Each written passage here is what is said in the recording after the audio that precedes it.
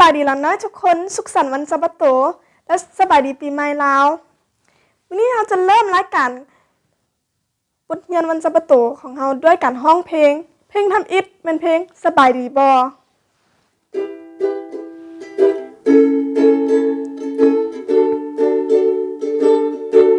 สบายดีบ่ทุกคนสบายดีบ่มีหยังหนอที่ท่านต้องการให้ข้าช่วยบ่ทุกสิ่งที่ข้าทำได้ข้าจะทำด้วยความเต็มใจสบายดีบ่ทุกคนสบายดีบ่สบายดีบ่ล่ะน้อย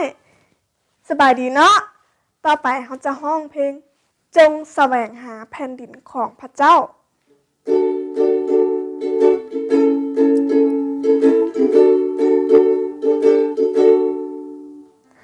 จงแสวงหาแผ่นดินของพระเจ้าและความชอบธรรมของพระอ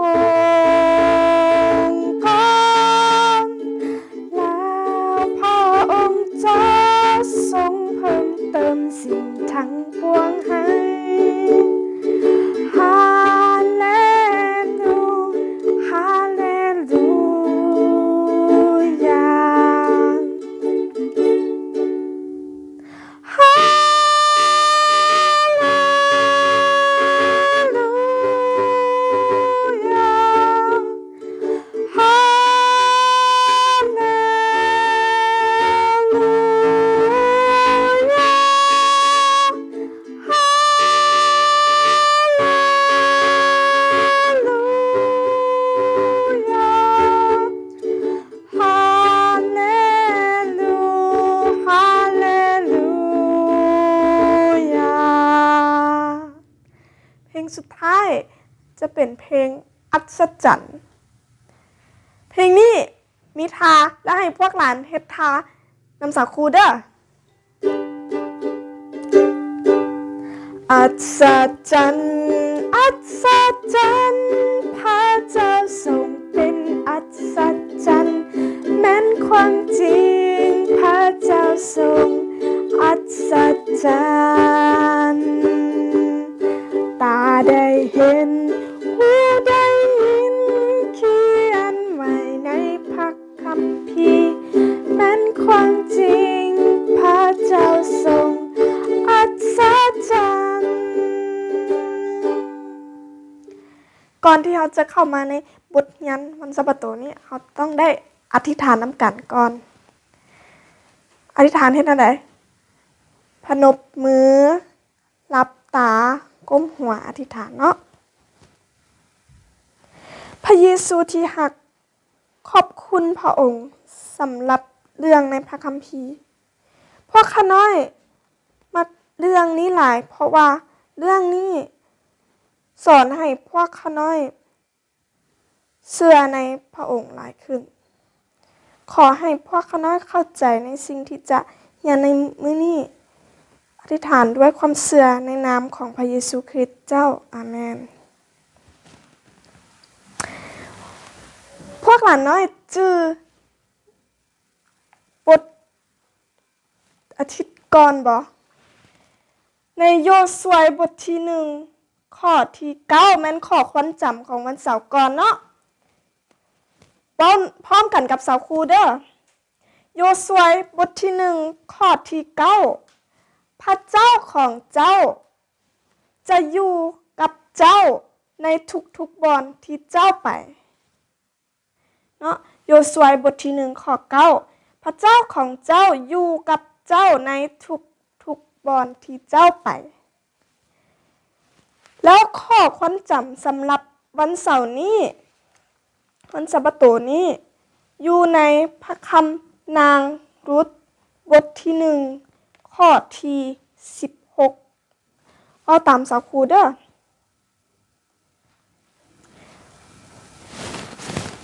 นางรุธบทที่1ข้อที่16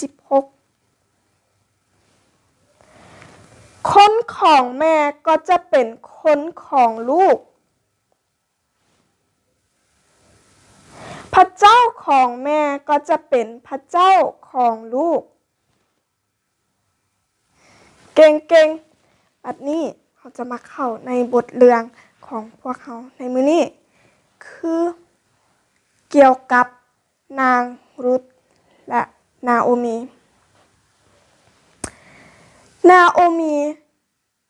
มีครอบครัวที่อุดมสมบูรณ์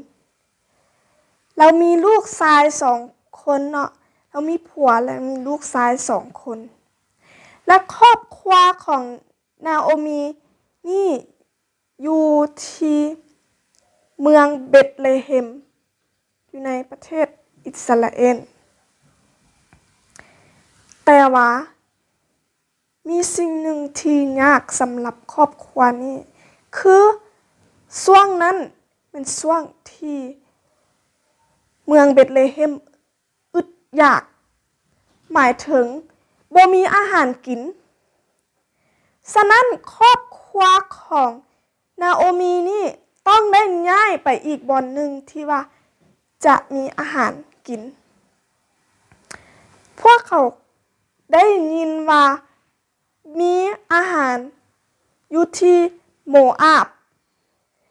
พวกเขาก็เลยตัดสินใจที่จะไปพุ่น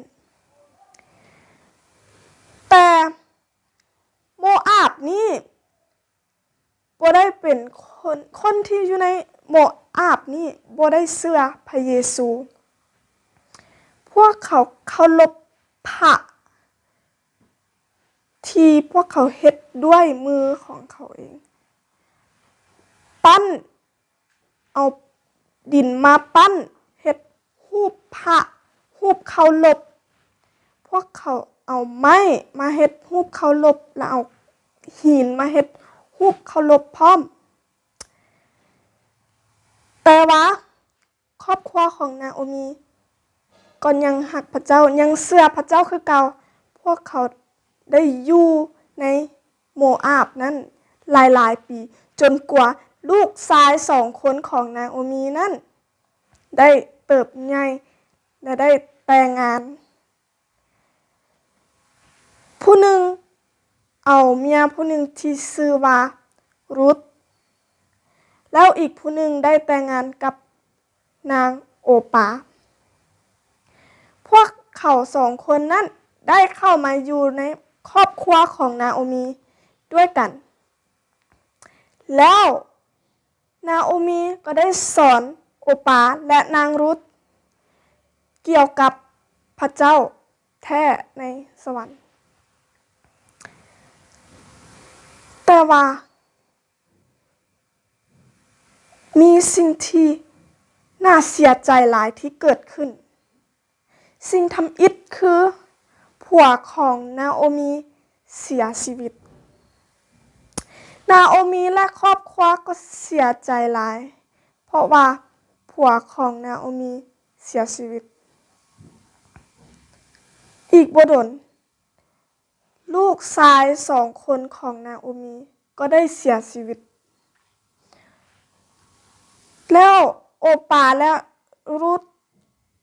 ก็ยังบ่ได้มีลูกเนาะแต่ผัวของพวกเขา2 คนนั้นเสียชีวิตแล้วมาบัดนี้มีแต่3 แม่ลูกเนาะแม่กับลูกไผ่มีนาโอมีนางรุธกับนางโอปาอยู่นำกันแล้วนาโอมีก็ได้ยินว่าอยู่เมืองเบธเลเฮมมีอาหารพอกินแล้วเราก็เลยคิดว่าเราต้องได้กลับไปหาพี่น้องของเราต้องได้กลับไปหาคนที่เชื่อคือกันกับเราเชื่อพระเจ้าเดียวกันกับเราก็เลยล้มกับนางรุธกับนางโอปาว่าแม่ต้องการที่จะกลับบ้านของแม่แต่ว่านางรุธกับนางโอปาต้องการที่จะอยู่กับนาโอมีเพ ราะว่าพวกเขาฮักนาโอมิหลายและพวกเขาฮู้ว่านาโอมิฮักพวกเขาคือกันฉะนั้นพวกเขา3 คนก็เริ่มย่างเดินทางไปนำกันย่างไปแล้วนาโอมิเราก็ยังคิดว่าโอ้ลูกชายของข้อย2 คนนี้ควรจะกลับบ้านเพราะว่าพวกเขาอาจจะได้แต่งงานใหม่นาโอมิก็เลยล้มกับลูกชายเราแล้วว่าพวกลูกบ่อยากกลับบ้านบ่ถ้าว่าพวกลูกกลับบ้านพวกลูกอาจจะได้แต่งงานใหม่แต่ว่าโอปาและนางรุธนี่บ่อยากกลับเพราะว่าพวกเขาฮักนาโอมิหลายและพวกเขาอยากอยู่กับนาโอมิแต่ในสุดท้ายโอปาก็เลยตัดสินใจว่าจะกลับบ้านเราก็เลยรวมกับนาโอมิว่าขอให้พระเจ้าอวยพรแม่เด้อและเราก็ย่างกลับเมื่อบ้านพวกหลานฮู้บ่ว่านางรุธตอบแนวใดเวลา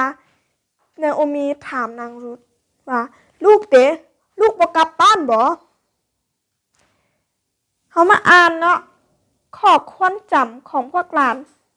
แม่นนางรุธบทที่1ข้อที่16เว้านำกันกับสาวครูเด้อคนของแม่ก็จะเป็นคนของลูกพระเจ้าของแม่ก็จะเป็นพระเจ้าของลูกนางรุธตัดสินใจว่า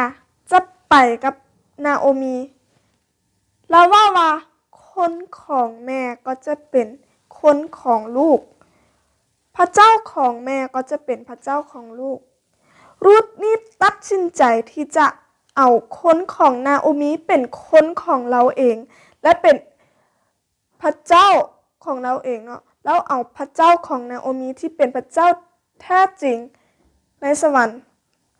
เป็นพระเจ้าของรุธแล้วนาโอมิแล้วก็เห็นว่ารุธนี่อยากจะตามพระองค์ที่แท้จริง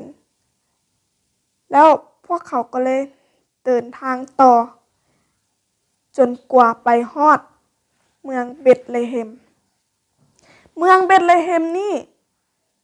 จะได้เป็นเมืองที่พระเยซูจะลงมาเกิดแล้วเมื่อไปฮอดหั่นแล้วคนอยู่ในเมืองเบธเลเฮมได้ว่าโอ้นาโอมิกลับมาแล้วและพวกเขาก็เห็นมีอีกผู้หนึ่งที่เป็นสาวโมอาบมาพร้อมแล้วนางรุธเวลาได้ไปฮอดพุ่นแล้วนางรุธได้แต่งงานกับผู้ชายผู้หนึ่งที่ชื่อว่าโบอาดนี่เป็นคนที่ร่ำรวยและเราได้เบิ่งแยงนางรุธและนาโอมีพร้อมเราได้เบิ่งแยงด้วยความหักแล้วนางรุธก็ได้เกิดลูกชายผู้หนึ่งและนาโอมีก็ได้มีหลานชายถ้าว่าพวกหลานเชื่อในพระเยซูถ้าว่าพวกหลานตัดสินใจที่จะเอาพระเยซูเป็นพระเจ้าของพวกหลานพระเจ้าจะให้พวกหลานมีความสุข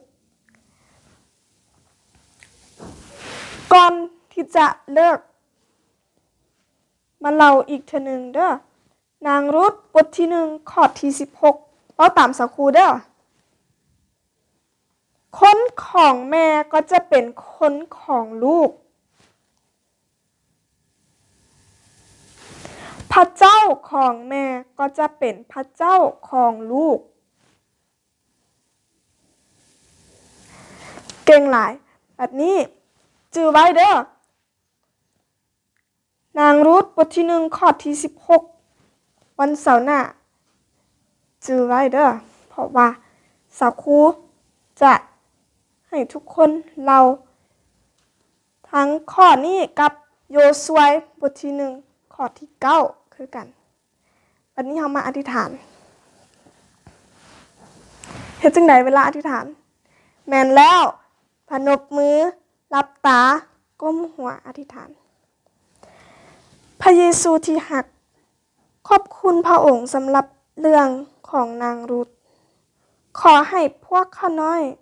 เลือกที่จะเอาพระเจ้าเป็นพระเจ้าของพวกลูกอธิษฐานด้วยความเชื่อในนามของพระเยซูคริสต์เจ้าอาเมนเรื่องของเฮาในวันสัปดาห์นี้จบแล้วพวกหลานบัดนี้อย่าลืมวันเสาร์หน้าเจอกันใหม่